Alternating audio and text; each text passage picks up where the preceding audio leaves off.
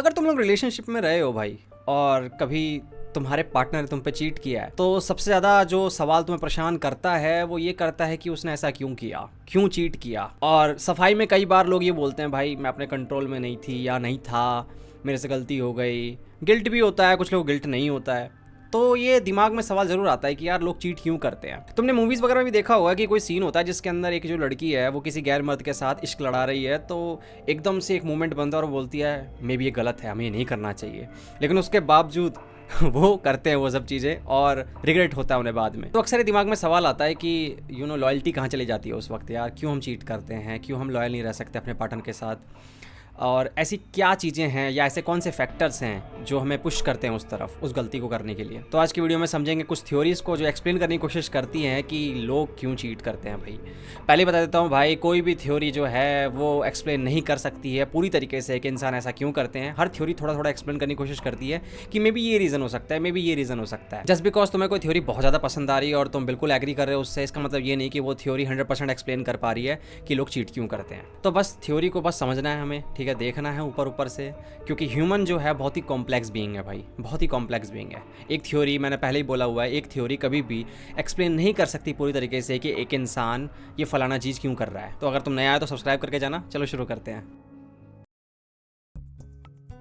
तुमने देखा होगा जो इवोल्यूशनरी साइकोलॉजिस्ट वगैरह होते हैं वो हमेशा इंसान के बिहेवियर को ना इवोल्यूशनरी लेंस से देखते हैं। वो ये देखते हैं कि हमारे पूर्वजों को कैसे फ़ायदा हुआ होगा, और उनका दो ही चीज़ों के अराउंड पूरा थ्योरी घूमती है, सर्वाइवल और रिप्रोडक्शन। इसके अलावा और कुछ नहीं होता। मान लो किसी बिहेवियर के कारण, किसी एक्शन के कारण अगर हमारे एंसेस्टर को किसी तरीके से सर्वाइवल में मदद मिली या रिप्रोडक्शन में मदद मिली, तो वो डेफिनेटली बिहेवियर पास ऑन होता रहेगा। तो यहाँ पर जो ये इवोल्यूशनरी साइकोलॉजिस्ट होते हैं वो बोलते हैं भाई देखो, मर्द इसलिए चीट करते हैं क्योंकि मर्द के पास ना बहुत सारे स्पर्म्स होते हैं बढ़िया, और उनको जीन स्प्रेड करने होते हैं भाई।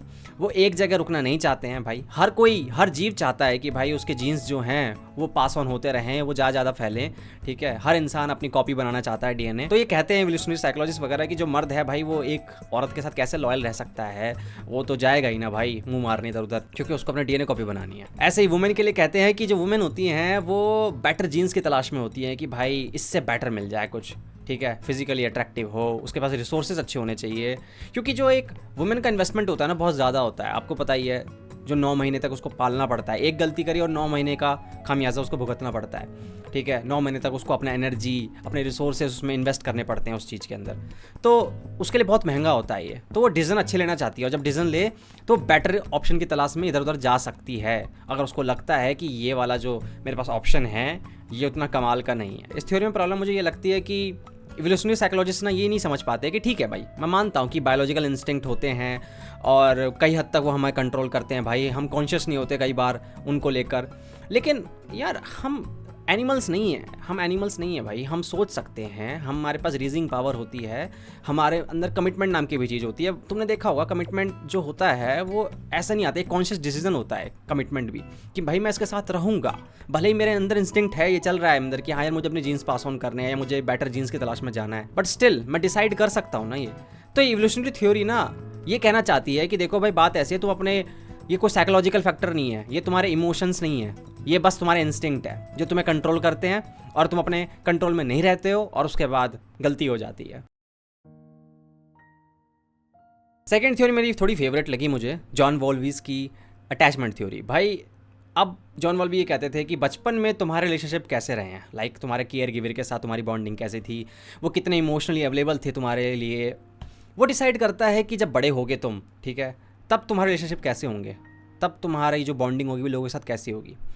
अब बहुत सारे अटैचमेंट स्टाइल आते हैं, लेकिन मैं 3 ही की बात करूंगा यहाँ पे। एक होता है सिक्योर अटैचमेंट स्टाइल, जिसके अंदर भाई नाम से पता चल रहा है कि उसको बहुत बढ़िया प्यार मिला बचपन में, केयर गिवर से बढ़िया इमोशनल बॉन्डिंग थी, ठीक है। इससे हुआ क्या, वो जब बड़ा हुआ तो वो जो अटैचमेंट स्टाइल है उसका बहुत सिक्योर था, वो ट्रस्ट कर पाता है लोगों पे, वो प्यार दे पाता है, वो इमोशनली क्लोज हो पाता है लोगों से। तो ऐसे लोग जो होते हैं ना सिक्योर अटैचमेंट स्टाइल वाले, उनके चीटिंग करने के चांसेस थोड़े कम होते हैं। अब दूसरे होते हैं एंग्जियस अटैचमेंट स्टाइल वाले। अब नाम से पता चल रहा है एंग्जियस है कि भाई उनको ये लगता है कि उनका जो पार्टनर है उनसे प्यार नहीं करता, या मे बी वो प्यार डिज़र्व नहीं करते हैं, या फिर अब उनमें वो बात नहीं रही, ठीक है। तो उनको ना कॉन्स्टेंटली ना वैलिडेशन चाहिए होता है कि यार मैं हूँ ना प्यार के लायक, मैं हूँ ना प्यार के लायक, है ना, मैं हूँ ना।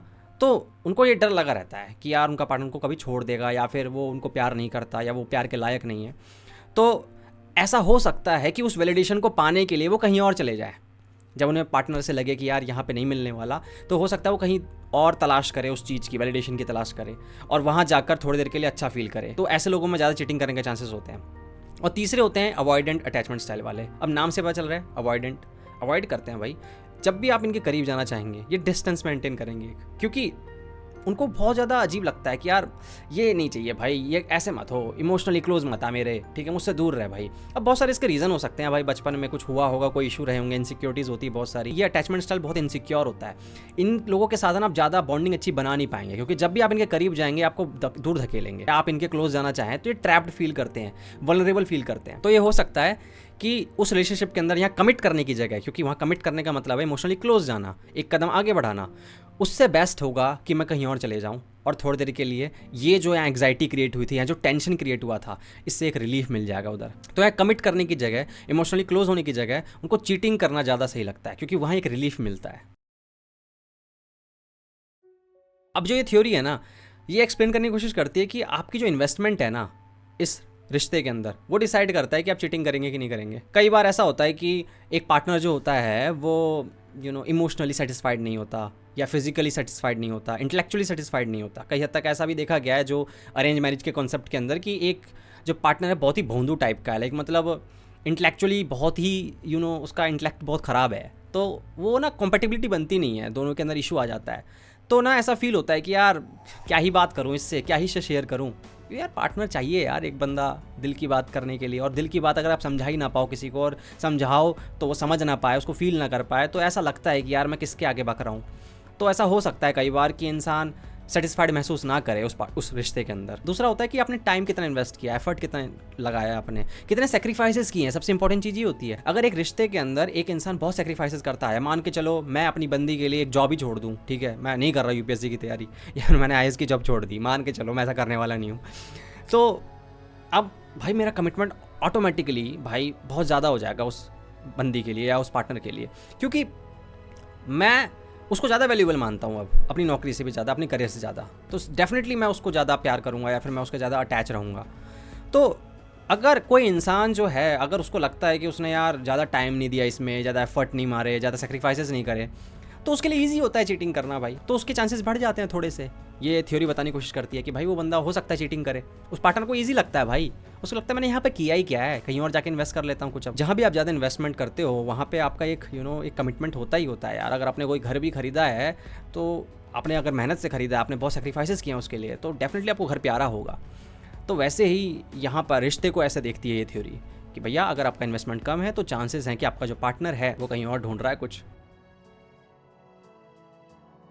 अब जो चौथी थ्योरी ये बताती है भाई, सिंपल बात ऐसी है कि कुछ लोग ऐसे होते हैं जिनका जो सेल्फ एस्टीम होता है ना वो बहुत ही लो होता है, ठीक है। तो वो क्या करते हैं, अपने सेल्फ एस्टीम को बूस्ट करने के लिए कहीं और चले जाते हैं। फॉर एग्जांपल भाई एक रिश्ता है, मान लो एक शादी हो रखी है कपल की, और जो लड़की है, ठीक है, उसको लग रहा है वो बूढ़ी हो रही है, ठीक है, मान लो 35 की है वो, और उनको लग रहा है कि यार बच्चे हो गए मेरे, अब मेरा पति मुझे प्यार नहीं करता, मैं बूढ़ी भी हो रही हूँ, शायद मैं प्यार के लायक नहीं हूँ। तो कई बार ऐसा होता है कि जो लो सेल्फ एस्टीम है वो बूस्ट करने के लिए कहीं और चले जाते हैं। मान के चलो उसको किसी ऑफिस में या फिर उसके जहाँ वो काम करती है किसी ने उसको उसकी तारीफ़ कर दी, तो एक पल के लिए उसको अच्छा लगेगा, उसको वो डोपामिन हाई मिलेगा, सेल्फ एस्टीम थोड़ी देर के लिए बूस्ट होगा, भले थोड़ी देर के लिए क्यों ना हो। तो हो सकता है कि ऐसा कोई पार्टनर उन्हें मिले, कोई ऐसा इंसान मिल जाए उन्हें जो उनके सेल्फ एस्टीम को बूस्ट देता रहे बीच बीच में, और उनको अच्छा फील कराए कि नहीं आप बूढ़ी नहीं हैं, आप अभी भी खूबसूरत हैं। तो चांसेस हैं कि वो उसकी तरफ अट्रैक्टेड फील करेंगी या करेगा, और चीटिंग के चांसेस बढ़ जाते हैं उस जगह। ये थ्योरी मुझे बहुत सही लगी भाई।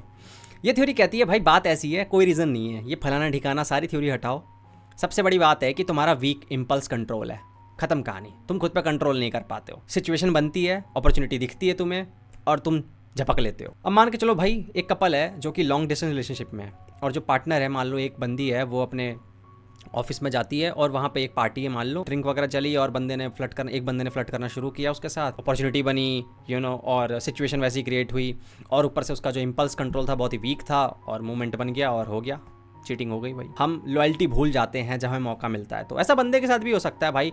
आपने देखा होगा ऐसे बहुत सारे लोग होते हैं जो शादीशुदा होते हैं लड़के, ठीक है, लेकिन वो बाहर जाते हैं, अगर उनको अपॉर्चुनिटी दिखती है ग्रैब कर लेते हैं। लॉयल होना आज के टाइम में बहुत मुश्किल है भाई, लॉयल होना बहुत मुश्किल है, क्योंकि इसके लिए मेहनत लगती है भाई, इसके लिए बहुत मेहनत लगती है। एक इंसान को रोज़ चूज़ करना इसके लिए मेहनत लगती है। जब भी आप रिश्ते में आते हैं, रिश्ता टाइम मांगता है, रिश्ता एफर्ट मांगता है, रिश्ता लिसनिंग पावर मांगता है। अपने पार्टनर को सुनने की क्षमता आपको आपके अंदर होनी चाहिए। आपके पार्टनर के मूड स्विंग्स को समझना आना चाहिए आपको कि यार उसके नीड्स क्या हैं, ठीक है, उसको कब क्या अच्छा लगता है, क्या बेकार लगता है, ठीक है। बाउंड्री सेट होनी चाहिए। अब आज के टाइम में जब आप देख ही रहे हैं कैसे कैसे न्यूज़ आती है, और सोशल मीडिया वैसे ही आ चुका है। सोशल मीडिया में एक डीएम किया, एक पार्टनर अच्छा लगा, उसको हेलो हाई किया और वहाँ से बात करनी शुरू करी, और ये सिलसिला चला और फिर चीटिंग हो गई, और उसके बाद बहुत बड़े बड़े कांड हो जाते हैं। आपने देखा ही न्यूज़ के अंदर। तो ओवरऑल भाई ये थ्योरी एक्सप्लेन करने की कोशिश करती है कि इंसान चीट क्यों करता है, लेकिन एक इंसान ने वो कदम क्यों उठाया, उसके पीछे क्या क्या फैक्टर्स इन्वॉल्व थे, इसको आप नहीं बता सकते। हो सकता है भाई वो इवोल्यूशनरी रीजन के कारण हुआ हो कि भाई ठीक है, हो सकता है वो वीक इंपल्स कंट्रोल के कारण हुआ होगा,